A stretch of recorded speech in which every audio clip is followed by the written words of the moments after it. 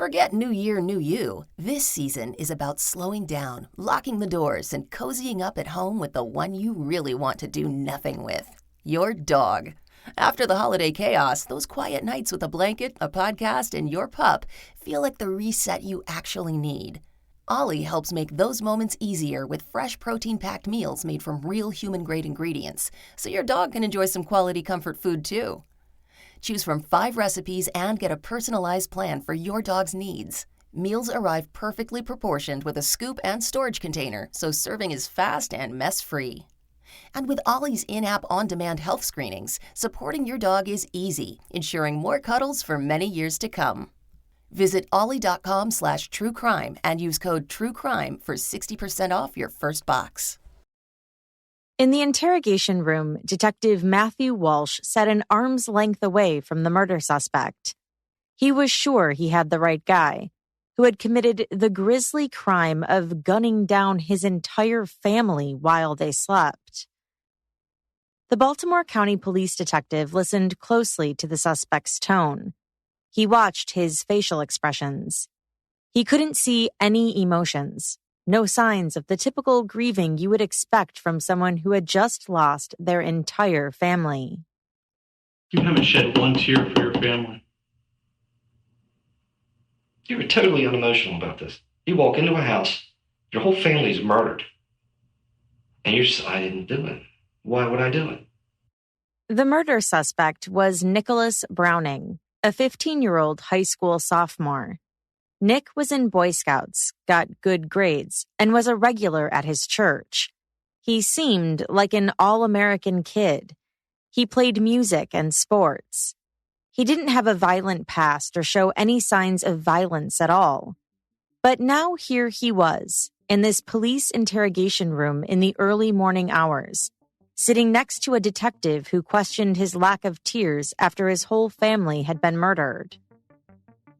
Today on Court Junkie, we're telling the story of the Browning family murders in Maryland.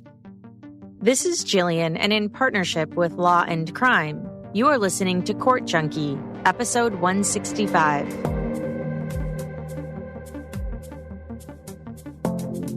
It was a winter afternoon in 2008 when an emergency call was made from the Browning family residence.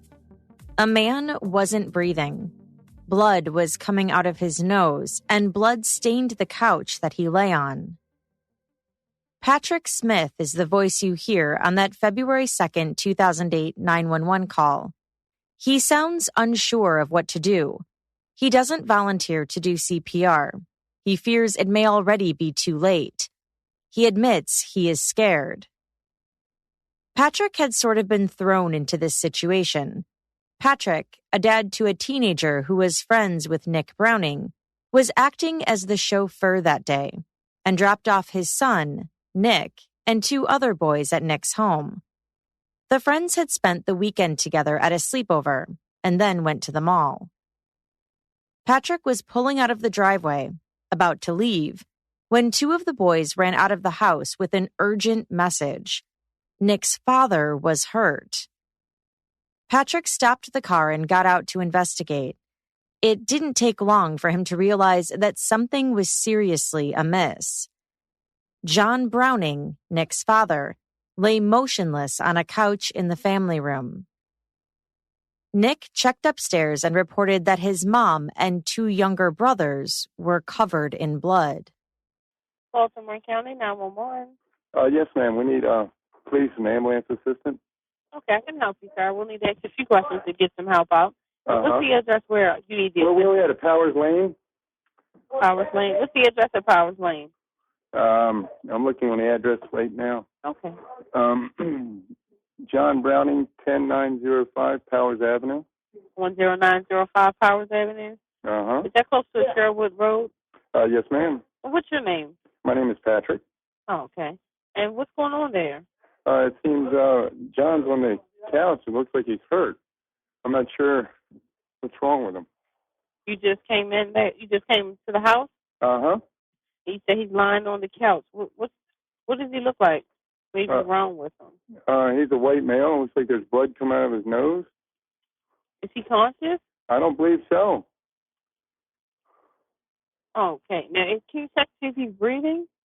I don't believe he is. I'm not sure. Are you afraid to check? Yeah. The dispatcher told him that help was on the way. Okay. You say he hasn't moved?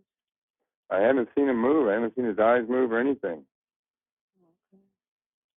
By then, the emergency responders were on their way to the beautiful farm-style house with a wraparound porch in Cockeysville, Maryland, an affluent suburb located 20 minutes north of Baltimore. Hey, how you doing? They're there? I have no idea. I have no idea. Who found him? I did not. Not me here. Is there anybody else here? He says there's other people upstairs, sir. The officers are there? Yeah, the officers are here. Okay, I'm going to let you go, okay? Uh-huh. I'm going to let you go. You can talk to the officers. Okay. The officers went inside. On the family room couch, 45-year-old John Browning lay on his left side, his head on a pillow, his body tucked in by a blanket as if he were only asleep. John, an attorney and Boy Scout leader, had been shot in the head.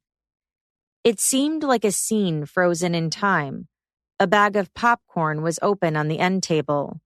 A book hung halfway off the shelf of another table.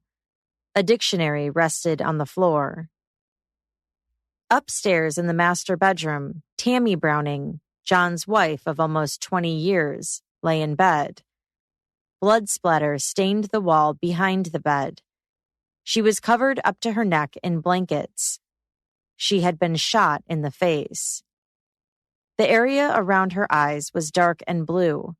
2 casings had been left on the blanket. The door to Tammy's jewelry box that was stored in her closet was open. Several pieces of jewelry were on the floor. The Browning family tragedy didn't end there. The final 2 victims, Tammy and John's 2 youngest boys, Benjamin, 11, and Gregory, 14, were dead in the bedroom they shared, laying in their twin beds, lifeless. The Baltimore County Police Department was now investigating a quadruple homicide. The basement sliding glass door had been left unlocked and was slightly ajar. Nick Browning, the lone surviving family member, leaned against a pickup truck tailgate outside the house. His head was down as he looked at the ground. The night before, Nick and his 3 buddies were having a sleepover at the home of another friend named Ryan. The itinerary? Watching movies and playing lacrosse. By nightfall, Nick told his friends that he had an idea. At around 12:45 a.m., he left Ryan's house to sneak back to his house, a 20-minute walk, and steal the keys to his family's Ford Expedition so the teens could go joyriding. Perhaps there was a sense of entitlement. Nick, who was just days away from turning 16, thought he was getting the expedition as a birthday present. Nick left, but he was gone for hours. One boy, Alex, fell asleep just after Nick left. When Alex woke up around 5 a.m., Nick was still gone. Alex called Nick, who said he had gotten lost and was heading back to Ryan's house. Nick later claimed the lights had been on at his house, so he fell asleep in the apparently unlocked car and said he never got the keys. The following morning, Nick's mom was supposed to pick him up at 9 a.m. to do chores, but she never came. The boys headed out to the mall to play video games and hang out for the afternoon. Alex noticed Nick had the expedition keys in his coat pocket after all. Nick had lied when he said he never got them. Later that day, Patrick Smith was the adult who picked them up and drove them back to Nick's house, where police believed Nick had staged the discovery of his family's bodies. As investigators worked to clear the scene at the Browning home, WBAL reported that several young people showed up, explaining that Nick had invited them to come over that evening.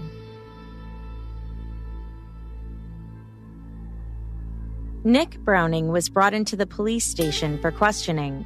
He was offered a fast food meal. He seemed impressed that it was on the house. I feel bad feeding you junk food. If we run to Burger King and get you something. That'd be nice. What do you want? What do you eat? A double bacon cheeseburger or something. Okay. Fries and a Diet Coke. Yeah, that'd be great. Thank you. Do I need to pay or? Thank you. For 7 minutes, Nick sat alone at the small rectangular table with his burger, eating. Now with a full stomach, Nick's interview kept going. It grew more intense, less friendly. Detective Walsh accused Nick of being involved with his family's murders. The detective placed a photograph of the Browning family on the table. "I didn't do it," Nick whispered, according to the investigative report. The detective countered. He outlined some of the evidence in the case that was building fast against the teenager. Police had found the keys to John's gun locker safe under Nick's mattress. Nick repeated it again. He didn't do it. The detectives presented their theory of a motive. Maybe Nick killed his family because his parents were too strict on him? Nick had already admitted that he had been in trouble recently for drinking, and sometimes he had issues with his dad. No, I'm sorry, not too much. There's no reason for me to kill my family. They don't. Yes, they're strict on me. So what? They don't ground me when they find me with alcohol. I took a trip. 2 weekends later. Last weekend I took my friend up to Deep Creek and we skied the entire weekend. This weekend I was at a friend's house. Yes, they're harsh, but they're not that harsh really. I mean, they let me do what I want. There's no reason. This wasn't a burglary. This wasn't someone breaking in the house. How do you know? I know. We know these things. I've been in this job for 19 years. Over 19 years now. There's no reason for it. Why would I jeopardize? You put money into it. I have a very large, or had to have whatever, inheritance coming to me, regardless if there's insurance money involved or not. I don't know how much insurance money I have. That is coming to me. He has real estate on the side. I am set. I can fill out the rest of my life without that. There's no money reason. They're great to me. I love my family. We do, my vacations planned. I love it. Wouldn't change anything in the world for it. Nick continued to claim he was innocent. "I love my family," he said. Detective Walsh seemed frustrated by the teenager who refused to cry or show any feelings as Nick sat stoically, being questioned as a suspect in his family's murders. Detective Walsh didn't believe the murders were connected to a robbery, despite the scattered jewelry in Tammy's room and the unlocked basement door. I don't believe you. I'm looking in the eyes of a stone cold killer. There's no remorse. Only people that can lay here and sleep are the guilty. You haven't shed a tear. That's why I think there may not have been a reason. Maybe you are just a stone cold killer. I didn't cry. That you show no emotion? I don't show emotion. That condemns me? Showing goes a long way. Emotions, people play up their emotions, they play them down. Some things are uncontrollable. But people who have set stories in their head act like this. People that have maybe almost convinced themselves they didn't do this. This is how people act. I know you don't believe it, but we see this every single day. I know the guilty by the way they act. Not even talking about the evidence. I'm just the way you're acting tonight. The detectives went ahead and arrested Nick for the murders. He was handcuffed to the bar in the interview room. "Where's the gun?" Detective Walsh asked. "That's for you to find," Nick said, according to the investigative report. But Nick's facade was starting to break. He began to cry. He said he and his father had been at Boy Scout camp when his father called him a fuck-up. His dad was hard on him, he admitted. He said he knew he was in jeopardy of not getting the Ford Expedition for his birthday. He also knew his father was stressed from work. Then, according to the investigative report, Nick confessed. He told how he snuck back home from his friend's house to get the car when the idea came to him to shoot his father. He knew the gun was in the workshop. His father was lying on the couch, asleep in the family room, as Nick stood with the gun for 30 minutes. He pointed the weapon at his dad's head. What happened? I woke up. I sat there for a half hour. He was sleeping? Yeah, standing over him. And then I went between putting the gun up to his head and pulling it back down and up. Do you have a pillow up too? Or? Yeah, just the gun. The gun was... I'm not sure if I meant to pull the trigger or if it just went off. And then once that happened, I freaked out, and I thought, it'd all come down, but I don't even know if they woke up or whatever. Nick said he didn't know if he meant to pull the trigger or if the gun just went off. He then freaked out. He thought the rest of his family would wake up and come down soon. He then described how he killed his mom. I shot my mom. She's still sleeping? Yeah. I waited for a little bit, then I think she went back to sleep. I shot her. He then shot his younger brothers. Why the brothers, man? I thought no one was there to say anything that my story would go because I was the only one. Just got scared. I didn't want this to happen. Nick admitted he had shot everyone in the head. Why? The detective asked. Because that way it would be quicker and instant, Nick replied. Detective Walsh asked him again where the gun was, and Nick agreed that he would take them to where he had hidden it, in some bushes. When the interview was over, Nick was taken into custody and processed. In the early morning hours of February 3rd, police found a Smith & Wesson Model 639 pistol under a tree near an intersection that was less than a quarter mile from the Browning home, just as Nick described where it would be. John Browning had apparently bought the gun for about $300 from a clerk at his law firm in 2004. He reportedly had been concerned about his wife going to the family lake house by herself, and he was worried about reports of bears nearby. To the outside world, it might seem strange that John kept any weapons in the house at all. His life had been impacted by gun violence growing up. His brother had accidentally shot and killed his 15-year-old sister in the 1970s, according to reports by several media outlets. Nick was charged as an adult with 4 counts of first-degree murder, and he was also appointed a guardian by the Circuit Court of Baltimore County. His then-attorney, Steve Silverman, said Nick was traumatized by his family's deaths and questioned the accuracy of his confession during the hour-long police interview. "I'm concerned about the circumstances surrounding this interview," he said in a February 5th court hearing where bail was denied. Eventually, Nick would have a high-powered defense attorney, Joshua Treem, who was well known in the greater community. Treem had once represented Lee Boyd Melvo, the 17-year-old D.C. sniper who committed a series of shootings in 2002. Now, he would be representing Nick Browning as he faced charges of quadruple homicide.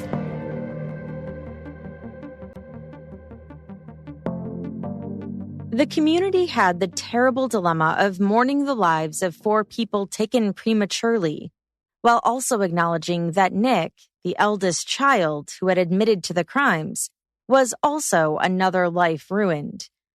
When Nick's paternal grandmother learned that he had been charged with the murders, She asked the police to relay a message to him.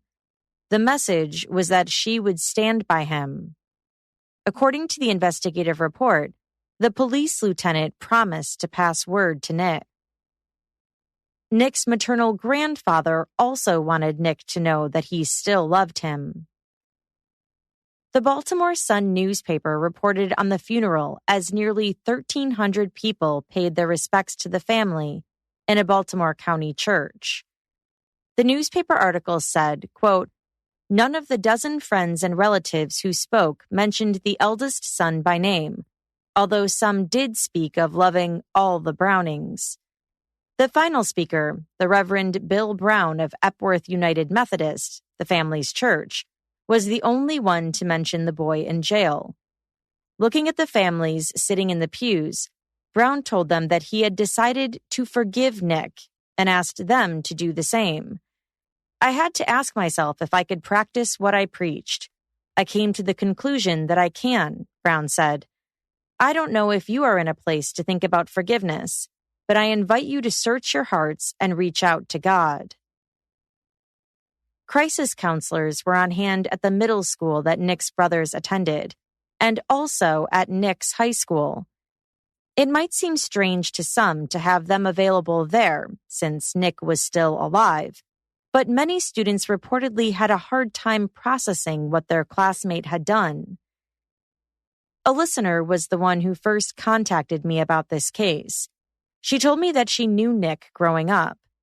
She called him a typical Baltimore teenager who was cocky, from a wealthy family connected to the community. She first found out what happened to the Brownings when she received a text message from a friend telling her that Nick had walked in on his whole family dead. She told me she couldn't stop thinking about it and thinking about what that must have been like for him. But when she went to work the next day, she got a text from another friend saying that Nick was actually the killer. Like in most tragedies, the media and the community tried to ask the question that seemed impossible to get a true answer. Why? How could this happen? Media reports portrayed Nick as a good kid and stated that he never showed signs of mental illness. He was an honors student and played sports. He had never been in trouble before, his attorney would say. How could he kill his family? Investigators interviewed people who knew Nick, such as his classmates and friends, to gain more insight into his thinking, to unravel how he could shoot his sleeping parents and siblings. Some of the interviews failed to bring any real answers. Some acknowledged Nick complained his father rode him too hard. Others said he had a fairly normal teenage relationship with his dad, with the typical ups and downs. But some of the interviews dug deeper. One person said Nick seemed heavily focused on money and his dad's will, and how the assets would get divided up. Just like Nick brought that up during the police interview. Peter had known Nick since elementary school and rode the same bus, although he didn't consider him to be a close friend. Peter, alongside his dad, went to the police precinct to be interviewed. According to the investigative report, Peter told the detectives that several times over the past year, Nick talked about his father's will on their bus ride. Quote, John Browning had told Nick that all of his money is distributed evenly between the three brothers, Nick, Greg, and Ben. At one point on the bus, and again in the gym locker room, Nick was heard to have said, "I would kill my father for the money." The inheritance apparently stayed on Nick's mind. 2 to 3 weeks before the murders, Nick again brought up the subject on the bus. Quote, Nick again was talking about having another conversation with his father, where Nick had asked his father what would happen if his two brothers had died. John Browning apparently told Nick the next closest living relative would then get all the money. But Peter and the others never took Nick seriously. He was always the joking type, the report said. Nick never said he was going to kill his father or family, but he used to tell several other students that he would kill them for the money. Peter's father remembered something too. There was clearly animosity between Nick and his father. Nick was in Boy Scouts, moving up the ranks to become a heralded Eagle Scout.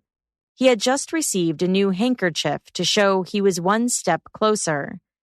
Quote, Nick had actually burned the tie because he did not want to proceed in the Boy Scouts, but his father was making him get his Eagle Scout. Nick's demeanor and actions within the last year in the Boy Scouts was affecting his ability to get promoted to Eagle Scout too, the report said. Nick offered his side to investigators. According to the report, Nick had told the investigators that he had been emotionally and physically abused by his father. But the more than 800-page report didn't provide additional details. Media reports described John, the patriarch, as a real estate attorney who was active in his church and was involved in teaching the youth, including his sons, in Boy Scouts. A forensic psychiatrist who was called by the defense testified at a July 2008 hearing about his time spent talking with Nick. The purpose of the hearing was for the judge to decide if Nick should be tried in juvenile court or remain in adult court. Dr. Neil Bloomberg described Nick as fantasizing about killing his parents as he walked back home to steal the car for a joyride. I could do what I want. There would be no restrictions, Nick had told him, according to his testimony as reported by the Baltimore Sun. Nick was in a trance-like state when he killed his family one by one. He heard the sounds of gunshots, but he could not remember pulling the trigger, the psychiatrist said. He also told the court that Nick's parents had been verbally and physically abusing him, an escalation that had led to the killings. The judge ruled Nick would remain in adult court.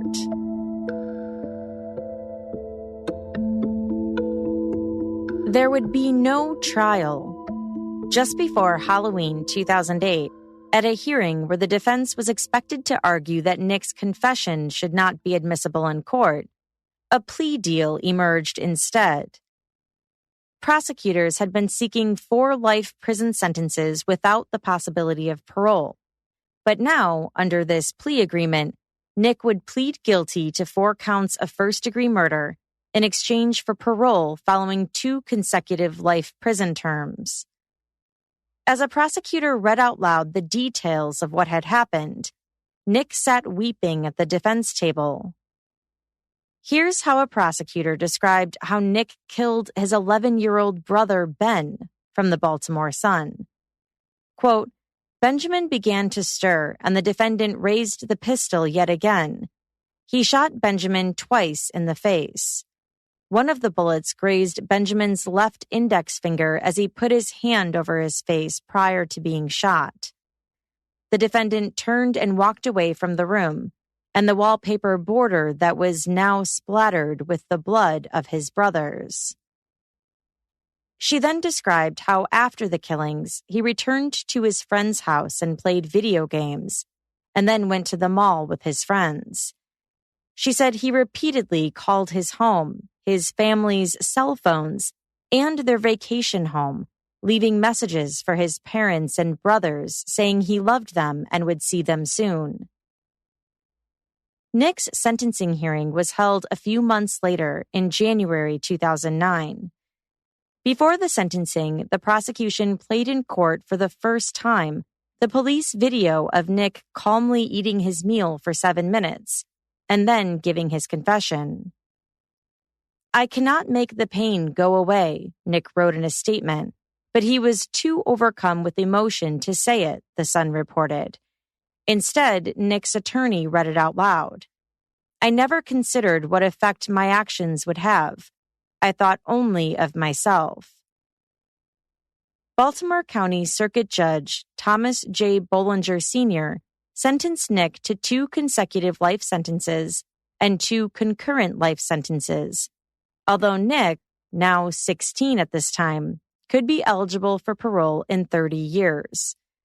He was too young for the death penalty. Around this same time, Baltimore's media had been covering another case that seemed eerily similar. Lewin C. Powell III, a 16-year-old private school student from Baltimore County, killed his mother with a baseball bat and tried to attack his father in 2008 after he was scolded for his grades. Just like Nick, he was sentenced to life in prison at age 17 in 2009. In 2014, Nick was 21 years old and stood before a Baltimore County judge as his defense sought to reduce his sentence. Joshua Treem, his attorney, argued that because he had multiple life sentences, Nick wasn't getting the mental health services he needed. The motion was filed for Nick to serve all of the life terms at the same time, with all but 30 years suspended, as reported by the Baltimore Sun. Treem pointed out that Nick would not be released into society without the approval of a parole board. The state argued Nick's sentence was deserved. Deputy State's Attorney Robin Coffin said this during the hearing. It was the state's position at the time of sentencing and the state's position today that this crime was so heinous that Nicholas Browning should never get out of jail. At the time of the murder, when he was speaking with detectives, the only thing he said about his parents was that they were harsh and strict. The judge ruled against Nick's motion. After the hearing, Coffin spoke to reporters and said Nick had reportedly said that he would give his own life if he could take all of this back, a sentiment she wasn't buying. Months before the murder, he had told children on the bus, 16-year-old, 15-year-olds, that he was tired of his father telling him what to do, and he was going to kill his father, and he was going to kill his brother so he didn't have to share the inheritance. Reports also surfaced that Nick was using a prisoner pen pal site, and Coffin said some of the things he wrote on his profile indicate that he has no remorse for what he did. Nowhere does he say, oh my God, I have a tragic life story that I need help sharing. When he talks about, they ask about siblings, he says none. That's pretty callous. What she's referring to there is that on Nick's profile, there's a series of questions he can answer. Next to number of siblings he has, he wrote none. Nick's bio on the site read, quote, I came to prison at the age of 15, entering a world that I was not ready for in the least. I'm now 19 years old, and somehow I've made it through so far. I have a long road ahead of me, and I would love to have someone to talk to through this fucked up journey of mine. All things considered, I think I'm still upbeat about life, despite my bleak surroundings. I love to have fun, especially playing sports out in the yard or joking around with my friends in here. I can be serious at times too, and I still have hope for my future.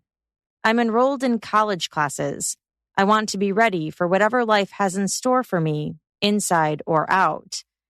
Whoever is reading this, reach out to me if you're interested.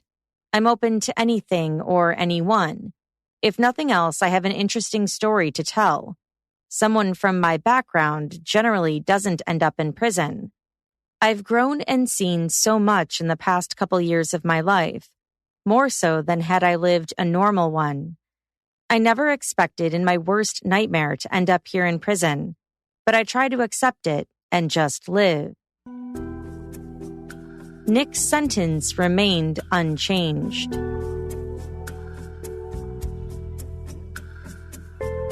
In recent times, Maryland legislators have renewed their focus in looking at how juveniles in Maryland's criminal justice system are sentenced. Should those who committed serious crimes as youth be sentenced to life without parole? Maryland lawmakers occasionally brought up Nick's case in the conversation about the Juvenile Restoration Act.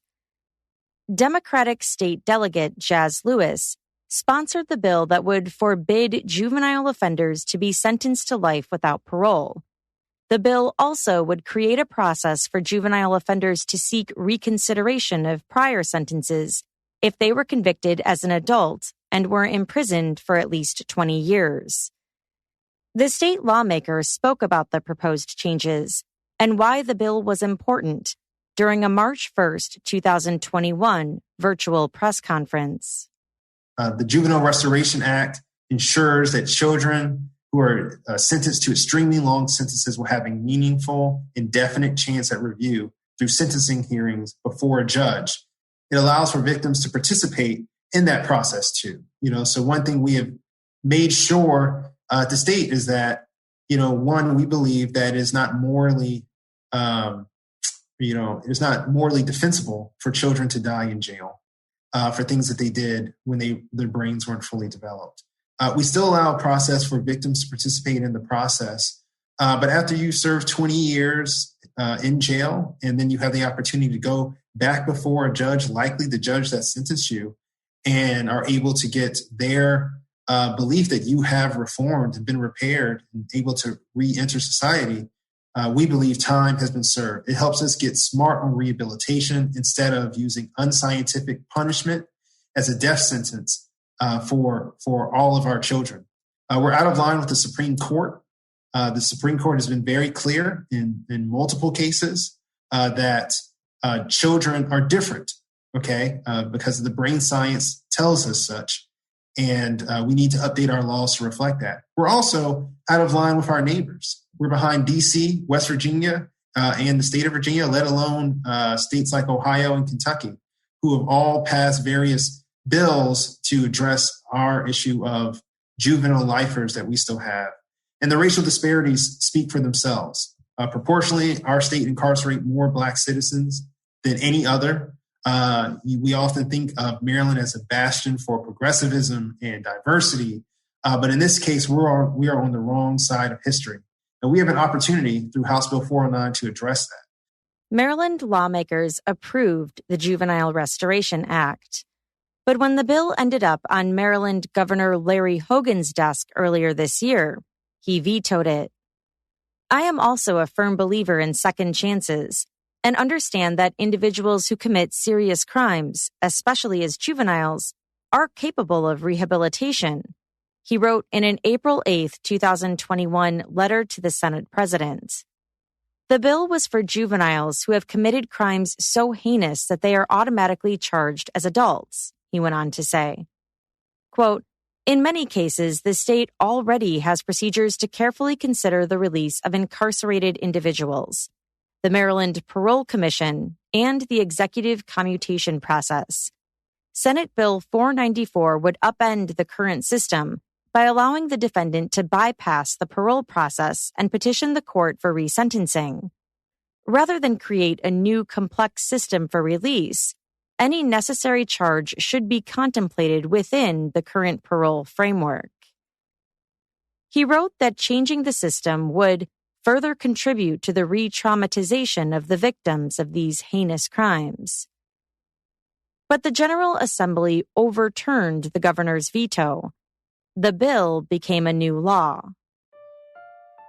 Nick Browning's attorney did not return a request for comment as to what the next legal moves could be for his client. As of this recording, Nick remains in prison, sentenced to multiple life sentences. He will be eligible for parole when he's in his early 40s. When the listener who contacted me about this case went to college, she said people would ask where she went to high school, and that would always turn into a somewhat awkward conversation about this case, as though it was a traumatizing, fun fact about where she grew up. Although their high school did have counselors on hand, she remembers thinking, what high school kid is going to admit they need counseling over this? She said she still thinks about what happened to this day. And that's all for this episode. As always, I'd love to hear your thoughts about this case. Let me know by joining the conversation on Instagram @CourtJunkie, by tweeting me @CourtJunkiePod, or by emailing me at podcast@courtjunkie.com. This episode was researched and written by Gabrielle Russon. If you'd like to hear these episodes without the ads and hear additional Court Junkie bonus episodes, check out my Patreon options at courtjunkie.com/support. I just released a new monthly bonus episode about a Dallas police officer who went on trial for shooting into a reported suspicious vehicle, killing one. Monthly bonus episodes are available at the $6 and $10 levels. That's all at courtjunkie.com/support. And be sure to subscribe to my YouTube channel at youtube.com/courtjunkie. Thanks again for listening. Until next time.